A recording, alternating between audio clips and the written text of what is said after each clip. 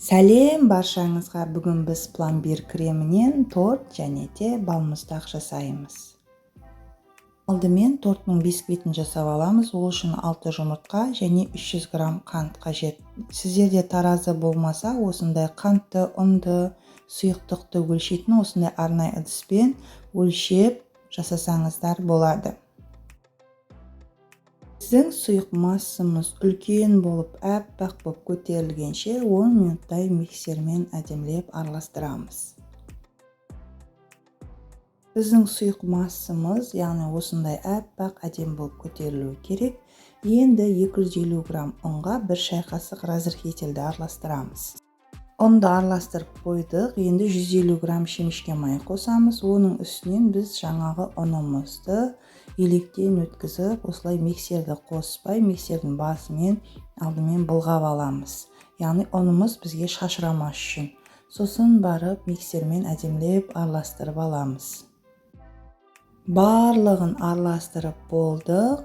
Менде арнайы тапа болмағандықтан осылай пергамент қағазынан жасап алдым. Негізі форманың диаметрі 23 сантиметр. Егер тіркелмеген көрермендер болса, төмендегі подписаться қызыл батырмасын басып тіркеліп алыңыздар. Ұнала қызып тұрған 180 градустан ыстық духовкаға 30 минуттай пісіріп аламыз. Егер видео ұнаса, міндетті түрде лайк басып, комментарий жазуды ұмытпаңыздар.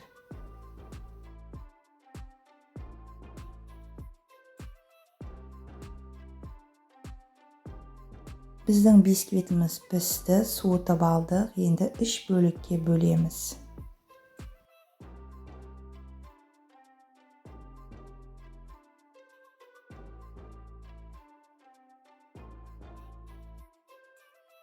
Бисквитті осылай 3 бөлікке бөліп алдым. Енді торттың бетін сәндеу үшін осылай үгітіп алып жатырмын. Яғни өзін осындай ұнтағымен сәндеймін. Өйткені менде тортты сәндейтін еш нәрсе болмай тұр.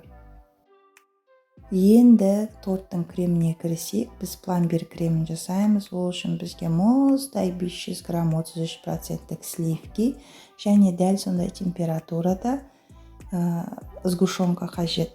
Сгущенканың дәл осындай бір пачкасы қажет.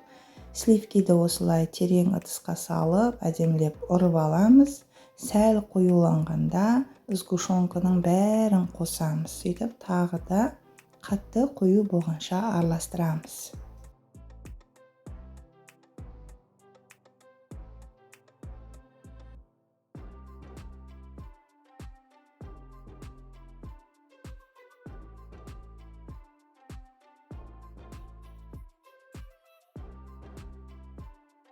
Енді кремді жақпас бұрын алдымен жарты кесе сүтпен бисквиттерді осылай сочный болу үшін сүт жағып шығамыз, сосын барып кремімізді жағамыз.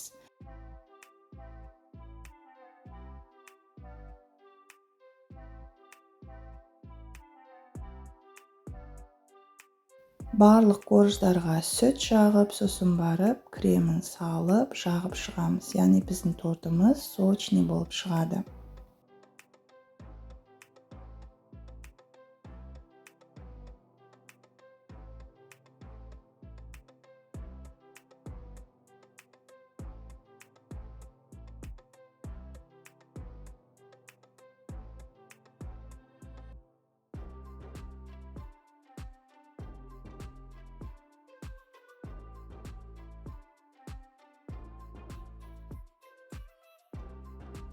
Тортымызды жинап болдық. Енді біз сәндеуіміз керек. Сәндеуіміз үшін бағанағы үгітілген ұнтақтар бар және де грецкий орехті қосып блендерден өткізіп аламыз. Өстіп өткізіп ұнтақ шығарамыз. Сөйтіп осы ұнтақпен осылай сәндеп шығамыз. Біздің тортымыз дайын. Өте дәмді, сондай сочный, пломбир дәмі бар, керемет дәмді торт болып шығады. Міндетті түрде жасап көріңіздер. Жаңа біздің пломбир креміміз артылған болатын. Соны осындай арнайы ыдысқа салып, таяқшаларын салып, балмұздақ жасаймыз. Осылай салып аламыз. Міндетті түрде морозильникке салып қоямыз 2-3 сағатқа. Дәмі сондай керемет пломбир дәмімен балмұздақ шығады. Былайынша да сливки мен сгущенканы араластырып балмұздақты жасап көріңіздер. Дәмі керемет болады.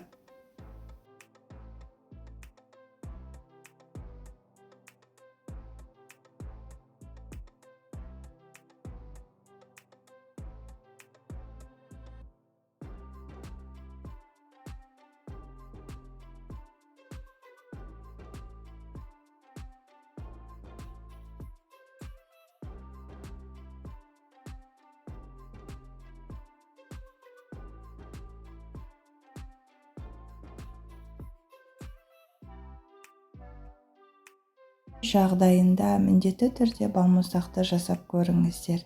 Дәмі сондай керемет болады. Ерекше дәмді пломбир дәмі бар балмұздақ.